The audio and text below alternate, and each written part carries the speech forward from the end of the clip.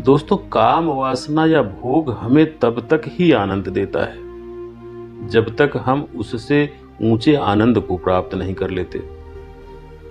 अगर हम एक बार उससे ऊंचे आनंद का स्वाद चख लेते हैं तो काम वासना का मजा विलीन हो जाता है। युवावस्था एक आदमी के जीवन का एक ऐसा समय होता है जिसमें उसकी काम वासना उसके चरम पर होती है। लेकिन अगर उस युवा को कोई ऐसा तरीका, कोई ऐसा मार्ग मिल जाए जिससे वो अपनी काम वासना को अपने ध्यान की सीढ़ी बना ले, तो उसका जीवन आनंद से भर जाता है।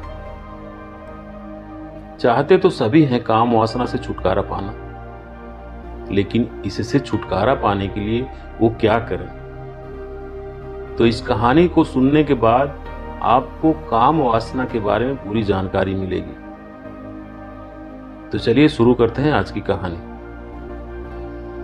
गौतम बुद्ध के समय में वैशाली नगर में एक बहुत सुंदर वेश्या रहती थी जिसका नाम आम्रपाली था।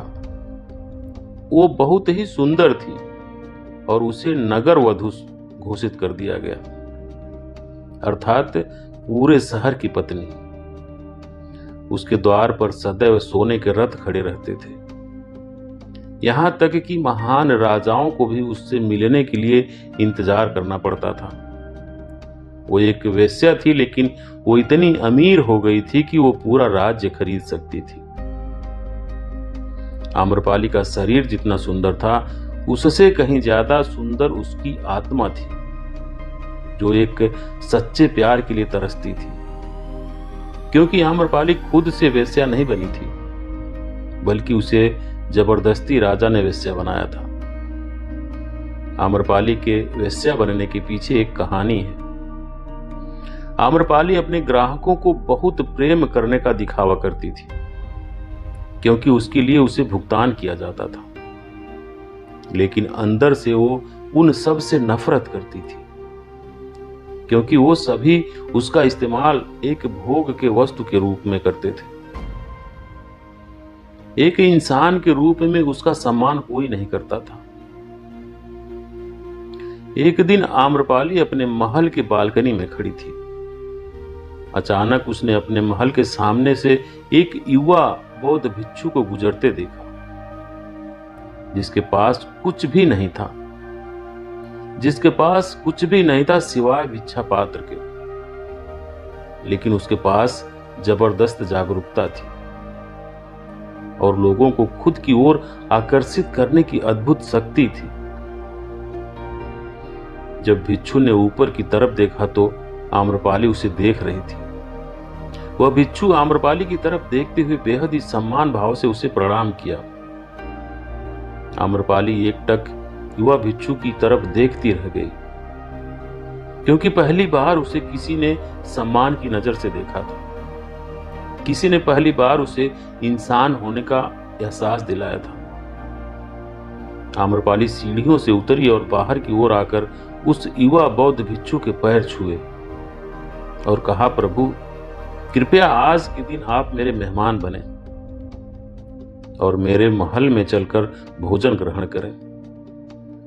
इसके बाद आम्रपाली ने कहा, कृपया मेरे निमंत्रण को ना करें, क्योंकि पहली बार मैंने किसी को निमंत्रण दिया है। मुझे हजारों बार सम्राटों द्वारा, राजाओं द्वारा मुझे निमंत्रित किया गया है, लेकिन मैंने कभी किसी को आमंत्रित नहीं किया है। ये मेरा पहला निमंत्रण है। युवा भिक्षु ने सम्मान पूर्वक आम्रपाली का निमंत्रण स्वीकार करते हुए भोजन ग्रहण किया। भोजन ग्रहण करने के बाद आम्रपाली ने कहा, प्रभु, आज से 3 दिन बाद बारिश का मौसम शुरू होने वाला है, जो कि 4 महीनों तक रहेगा, और मैं आपको अपने घर में 4 महीने रहने के लिए आमंत्रित करती हूं। अगले 4 महीनों के लिए यह महल आपका आश्रय होगा। मैं आपको पूर्ण रूप से आश्वस्त करती हूं कि मैं किसी भी प्रकार से आपके ध्यान में बाधा नहीं बनूंगी, बल्कि जितना मुझसे हो सकेगा आपके ध्यान को सुगम बनाने का प्रयास करूंगी। युवा भिक्षु ने कहा कि माफ कीजिए देवी, लेकिन इस विषय में मैं स्वयं निर्णय नहीं ले सकता हूं। मैं आपके प्रस्ताव के विषय में बुद्ध से पूछूंगा।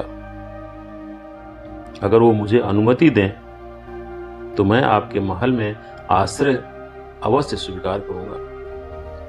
इतना कहकर वो बौद्ध भिक्षु वहां से चले गए।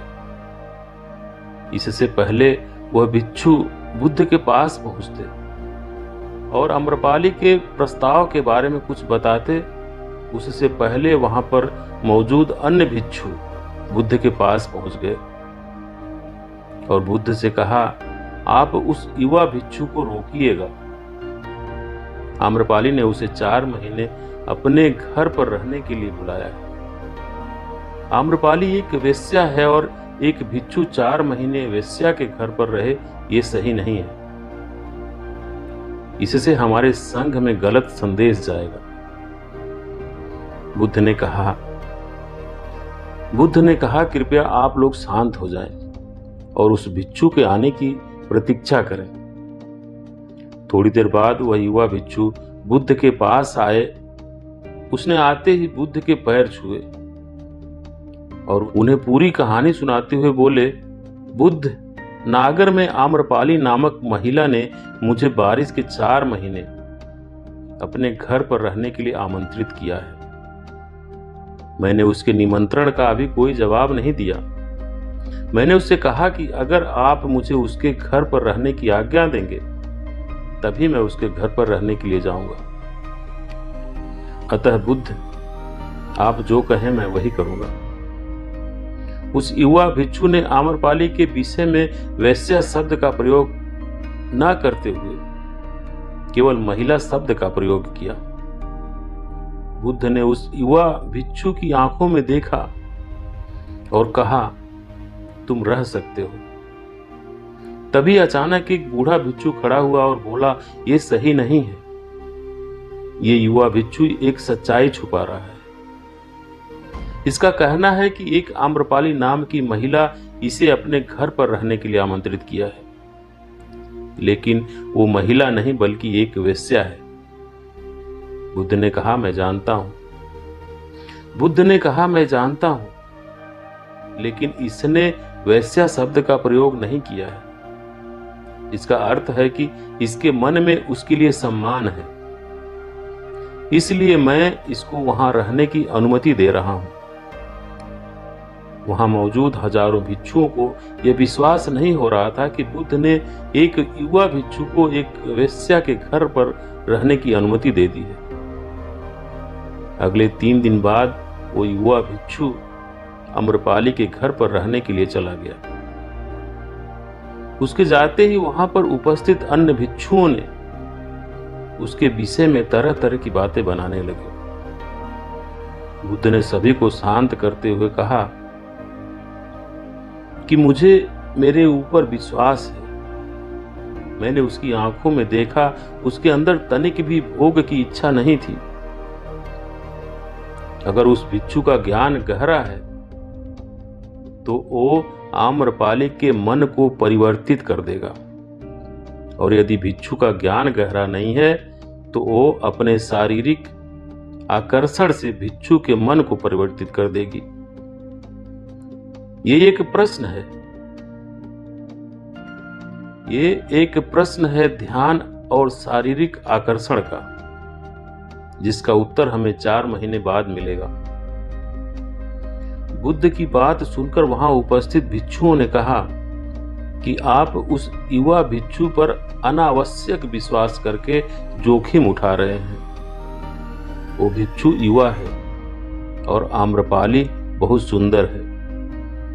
समय प्रारंभ हुआ, वर्षा ऋतु के 4 महीने बीत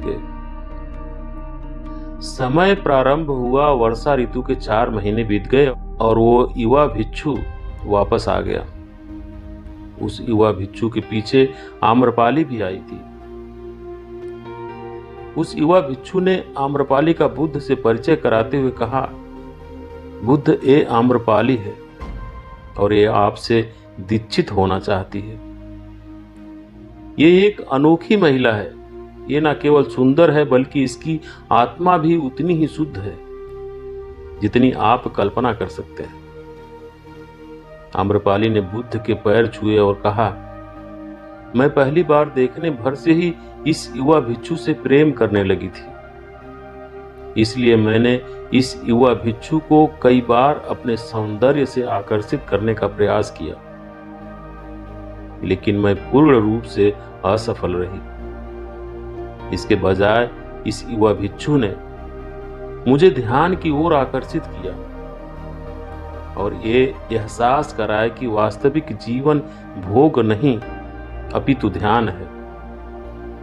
इसलिए बुद्ध, मैं अपनी सारी संपत्ति आपके भिक्षुओं को दान में देना चाहती हूं और शेष जीवन ध्यान में बिताना चाहती हूं। इसके बाद आम्रपाली बुद्ध के शिष्यों में पहली महिला हुई जिन्हें आत्मज्ञान की प्राप्ति हुई।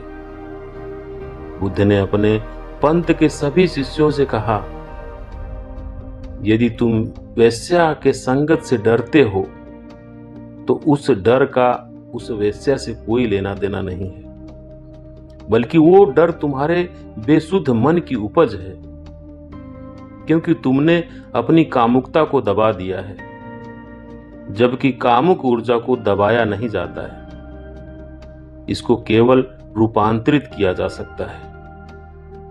हम अपनी काम वासना को खत्म करने के लिए उसका दमन करना चाहते हैं, उसको दबाना चाहते हैं, लेकिन काम वासना एक ऊर्जा होती है, ऊर्जा का स्रोत होता है और ऊर्जा कभी भी खत्म नहीं हो सकती है, बल्कि वो रूपांतरित हो सकती है।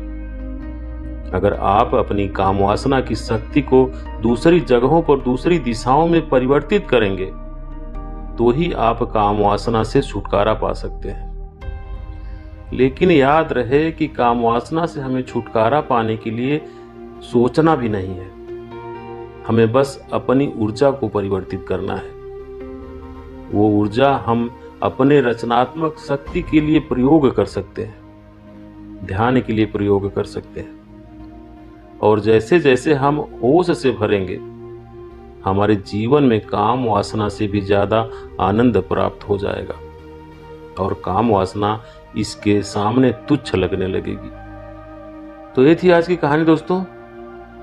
कहानी आपको कैसी लगी कमेंट करके जरूर बताएं और वीडियो को शेयर करें। चैनल पर अभी तक नए हैं, चैनल को सब्सक्राइब नहीं किए तो प्लीज चैनल को सब्सक्राइब करें, बेल आइकन प्रेस करें ताकि आने वाली सभी वीडियो का नोटिफिकेशन सबसे पहले आपको मिले। वीडियो देखने के लिए बहुत बहुत धन्यवाद।